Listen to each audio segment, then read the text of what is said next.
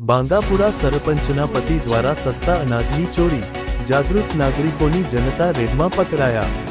છોટાઉદેપુર જિલ્લાની બાંગાપુરા ગ્રામ પંચાયતમાંથી ચોંકાવનારો કિસ્સો સામે આવ્યો છે।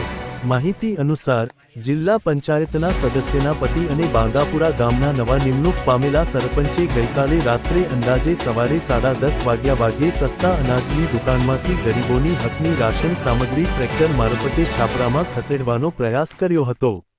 સ્થાનિક જાગૃત નાગરિકોએ શંકા જણાઈ જતાં તરત જ જનતા રેડ પાડી અને સમગ્ર મામલો ઝડપી લીધો। ટ્રેક્ટર સાથે મોટા પાયે મુદ્દા માલ પણ પકડાયો છે।